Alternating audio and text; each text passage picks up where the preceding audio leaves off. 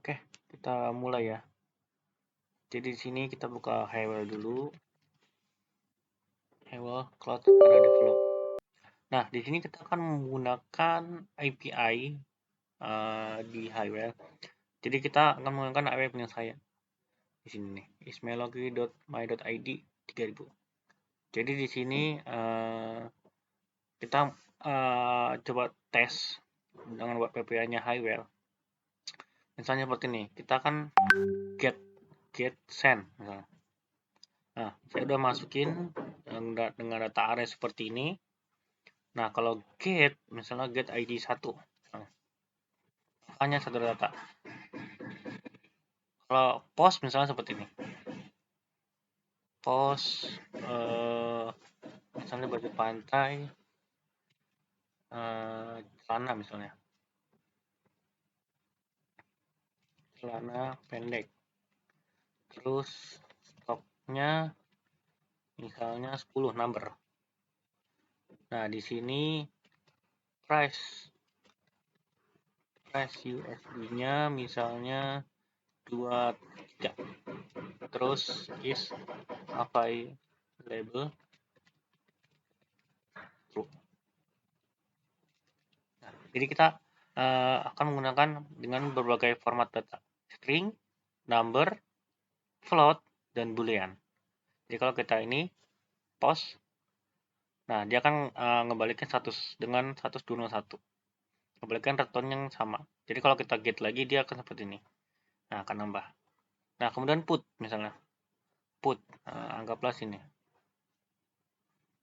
Kita put ya. Misalnya yang tadi ID-nya itu 3. Nah, ID 3 kita ubah put. Put berarti ngubah bodinya JSON seperti ini.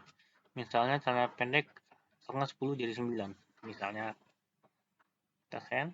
Nah, nanti kita get lagi all semua items seperti ini. 9. Jadi kalau kita lihat misalnya dengan item 4 misalnya. Item 3 misalnya. Nah, seperti ini. Dia akan membalikin status ini. Kalau kita get lagi seperti ini. Nah, hilang kan? Nah, kita akan menemukan project. Kita buka dulu Hywel yang terbaru. Nah, kita di sini misalnya web API. Kita pakai B7HD. Open lang akses. Nah, karena API servernya itu punya saya sendiri, yang di VPS, berarti kita harus connect ke internet. Jadi get ya. Nah, pertama-tama kita buat ini dulu deh, main display. Kita display misalnya display ya. Kita get. Kita buat tampilan ininya. Nah, main displaynya tadi kita coba bikin tampilan misalnya kita arahin ke tadi get. Nah, jump to specific display kita get dulu deh.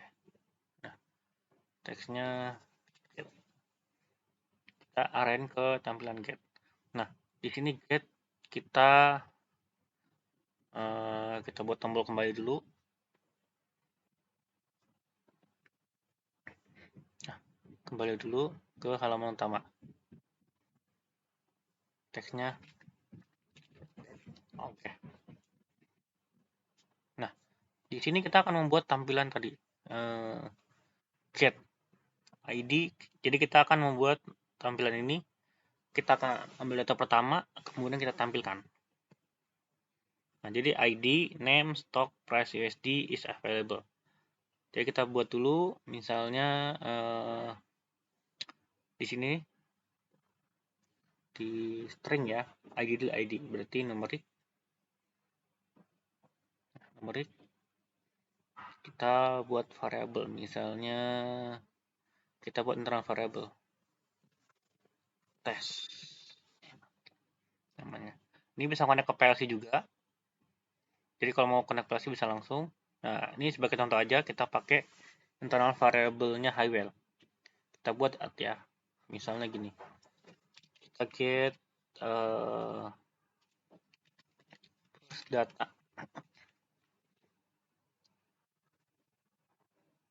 FVRST data tadi ID ya, ID. Tipenya word integer. Nah, seperti ini. Terus yang kedua kita akan simpan name ya, name get FVRST data name. Di sini kita tipenya word, dari tipenya string ya. Kita pakai karakter 30 deh, banyakin deh. Berarti dia 30 karakter.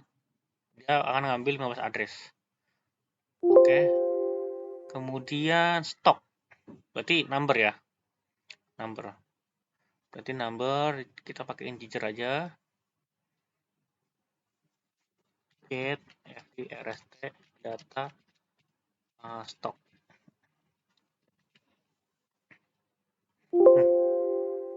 Kemudian price USD. Nah, ini satuannya sebenarnya float ya. Coba saya ganti dulu ya. Saya edit dulu. Di sini postman. Nah,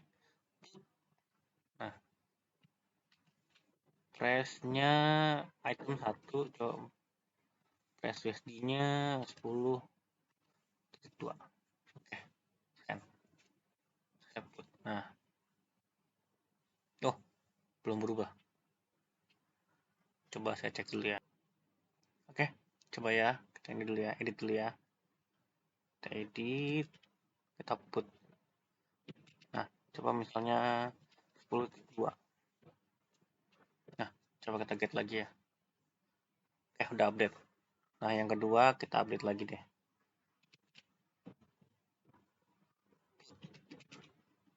Kita update ke misalnya 5.6.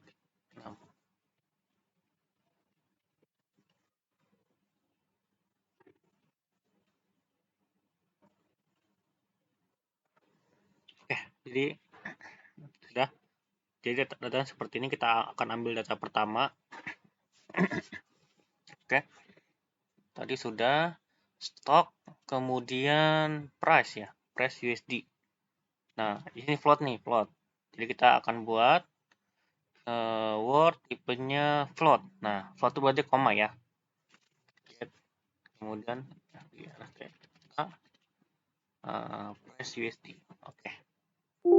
Ini namanya bebas ya, nggak harus sama ya. Kemudian yang terakhir adalah is available, true. Nah, is available.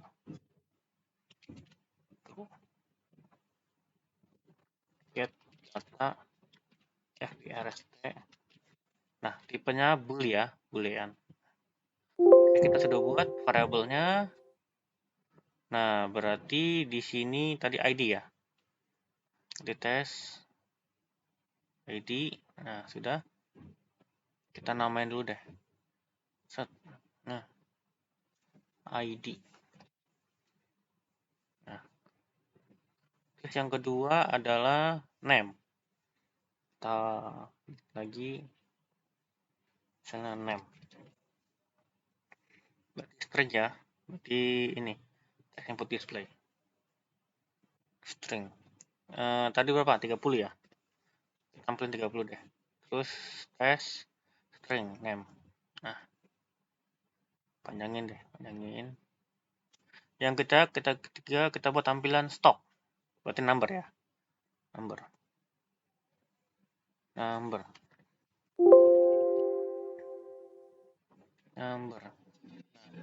Kemudian nomornya ini. Stock ya. Stock. Berarti kita pilih yang tadi. Tes stock. Nah. Kita buat seperti ini deh. Kemudian adalah ya ini yang float nih, float. Berarti kita buat lagi price USD. Price USD. Yang USD ya. Nah, kemudian sama kayak tadi. Cuma bedanya kita kasih koma. Jadi kita klik, kita pilih tes, kemudian price USD. Nah, nanti di sini ada display the minus, jadi minus, atau kita rect labelnya, atau show 1000. Nah, di sini ada pilihannya banyak. Nah, di sini kita tampilin minus, kita tambahin label depannya, ada belakangnya, atau kita digit depan koma sama digit belakang koma. Anggaplah 2 digit belakang koma. Terus 5 digit depan koma. Gitu. Nah, nanti seperti ini. Nah, gitu. Atau gini deh. Terus tambahin belakangnya USD. Nah, seperti ini bisa. Nah, seperti ini. Bebas sih. Kata ini deh. Nah, gitu. Kemudian pakai simbol dolar. Nah, gitu.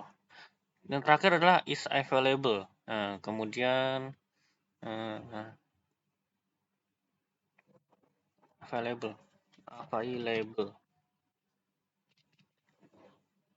Nah, kita available ya. Kita pakai bitlamp deh, bitlamp.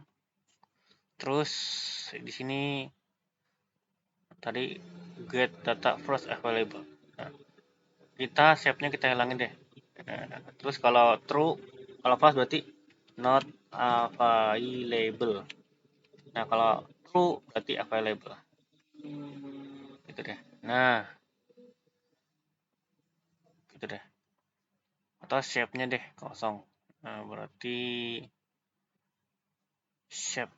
Nah, gini deh. Nah, dah. Biar lebih enak. Ada belakangnya. Nah, di sini kita coba drag. Nah, di sini kita buat dulu misalnya first data.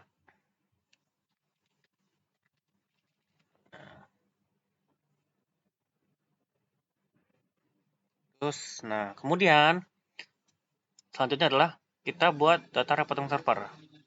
Jadi sebenarnya di sini kita bisa menggunakan dua cara, menggunakan GUI atau menggunakan script, task script. Kalau kita pakai task script seperti ini, nah kita bisa pakai Ajax seperti ini.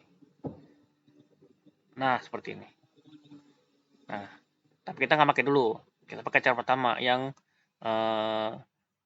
pakai GUI.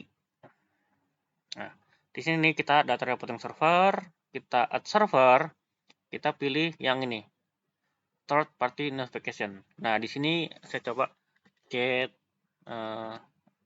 FBR data misalnya. Apa namanya? Ini di sini sih sebenarnya nggak pengaruh, cuma label di highway aja sih. Nah, kemudian kita get data. Nah, di sini baru ada dua. Jadi nanti akan highway akan update terus, misalnya put ataupun delete. Nah, di sini baru dua. Kita pakai get dulu. Nah, URL-nya seperti ini. Nah, seperti ini. Nah, get. Nah, sini header setting. Karena kita nggak pakai header setting, kayak baikkan. Nah, fix mode-nya sudah. Nah, cloud server proxy kita abaikan. Kita pakai sign directly. Oke. Kita gini. Get. Description-nya terserah deh. Kosongnya juga nggak masalah. Masalah get all data. And then get first data. Nah, sudah. Kemudian data group. Nah, data group ini kita akan assign ke variable. Jadi add data group. Nah, di sini kita misalnya group apa ya? Trigger get all data. Oke, di sini berarti remote reportnya kita pakai third party navigation. Nah, yang tadi dibuat ya. Kemudian trigger recordnya kita pakai tombol. Misalnya gini, kita buat tombol baru. Misalnya ini deh, get trigger. Tapi yang GUI ya, GUI. Kemudian oke, information. Nah, di sini kita lanjut ya. Berarti di sini kita pakai tombol ini tes. Jadi pakai ini untuk jalanin. Jadi ketika posisi off ke on, dia akan langsung trigger. Nah, di sini push data adalah ketika kita mau ngirim data body JSON. Nah, seperti ini. Body JSON. Nah, sedangkan callback-nya adalah ketika callback respon datanya. Nah, di sini Push datanya bisa menggunakan GUI atau JavaScript. Nah, callback-nya hanya bisa menggunakan JavaScript. Kita contoh ya, kita pakai example. Nah, di sini, nah, kelihatan. Nah, di sini data argumen, berarti argumen 1. Nah, the bot respon seperti ini. Nah, kemudian kita masukin datanya nih. Jadi kita klik ini nih, kita hapus saja, hapus. Nah, responnya kita simpan di sini. Jadi kita pakai variable reference, internal, test. Nah, test data ID. Nah, oh, taruh deh. Nah, berarti karena di sini fungsi array dengan array seperti ini. Berarti kita cuma ambil data yang pertama aja, yang 0. First data. Berarti kita pakai ini dah. Data var data first data 0. Nah,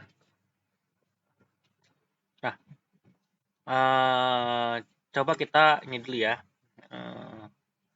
Tampil dulu di system function. Nggak ada. Nah, di sini tampil di sini nih. Data, kemudian data first apa? ID. Nah, koma, kemudian kita simpan yang name. Data first dot name. Yang ketiga adalah stock. Nah, data first dot stock. Keempat adalah price USD. Sebenarnya nggak harus ngurut ya. Data first dot price USD. 5 adalah is available. Nah, data first is available. Oke. Sudah. Nah, tinggal all data. Kemudian kita coba save dulu. Save desktop.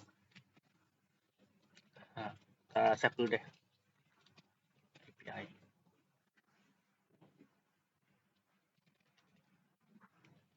Oke. Oke aja nih. Kemudian kita testing ya.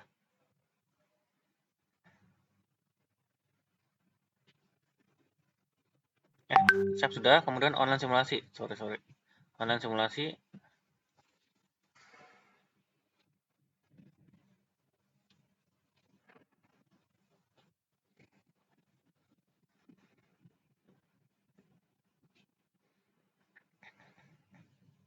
Nah, kita buka Git. Nah, coba ya kita. Oh, sorry. Tombolnya kurang. Tombolnya Bitsuite. Nah, kemudian kita klik. Kita di sini tes trigger GUI. Nah, di sini pilih press ya. Press itu ibarat momentary. Press itu momentary, switch itu toggle. Jadi press aja press. Sudah oke. Kita online simulasi.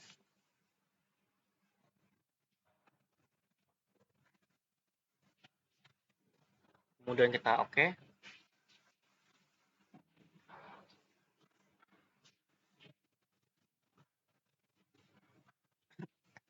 Git ya. Kemudian kita coba. Nah, pertama kan tuh, muncul kan? Oke, muncul kan? Nah, seperti ini. Nah, sebenarnya kita bisa konsol log ya. Kita bisa download langsung itu ke HMI dengan catatan HMI-nya connect internet. Sampai sini aja dulu tutorial kita.